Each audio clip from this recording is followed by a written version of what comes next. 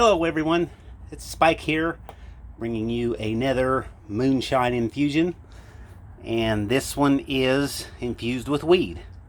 It was mostly stems and shake, no seeds, that my girlfriend's sister gave us, and there was a few flowers in there as well, but mostly just shake. We made it 820, and how we did it was, I believe it was 4 grams, and we ground that up in like a little coffee bean grinder, and then we put that in the oven at 160 for about 20 minutes or so, just enough so it turned kind of brown, but not enough where it actually started burning. And then we dumped it in this much 170 proof moonshine. I'm not going to do a taste test. I did a half a shot last night, and I did it about 8 o'clock, and by 10 o'clock I was extremely stoned. And not just a little. Here's what it looks like. Let's see, it tastes, it's definitely strong. It's 170 proof. It kind of tastes just like you pop some weed in your mouth. It has a very kind of earthy, leafy flavor. I couldn't tell you what the stuff was, that the name of the weed that she gave us, and the shake. We are in California. It's legal out here, but it was just this definitely is pretty potent. I think if from now on I would do just a quarter of a shot. By midnight I would say I was pretty darn stoned. And I just also wanted to point out to some of my viewers, or everyone that would see this, I consider shine as part of my activism, making moonshine. I paid taxes on the things that I use to make my still.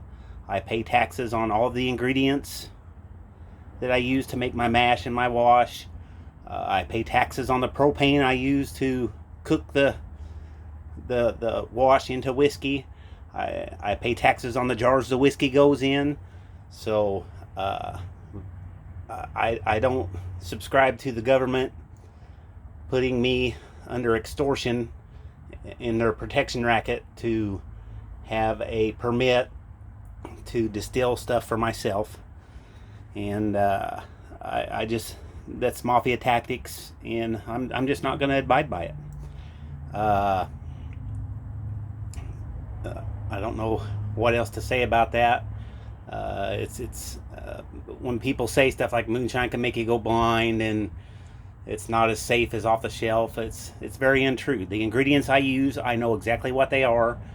I'm sure they are better quality of ingredients than the off the shelf spirits that you would buy, because I am making small batches.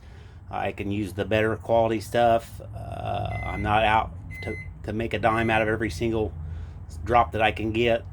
So it's kind of like mom's apple pie. When she makes it at home, it's made with love, and it's better than the stuff you buy from the store. Same concept.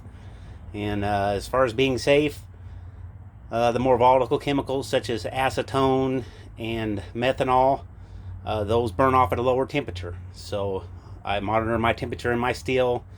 I pour out the chemicals that come out ahead of the ethanol, and even before I start collecting the ethanol, I put a few drops in a spoon and I burn it, and ethanol burns with a nice pretty blue flame, and the other stuff burns with an orange or a yellowish flame. It's very distinct, very easy to tell.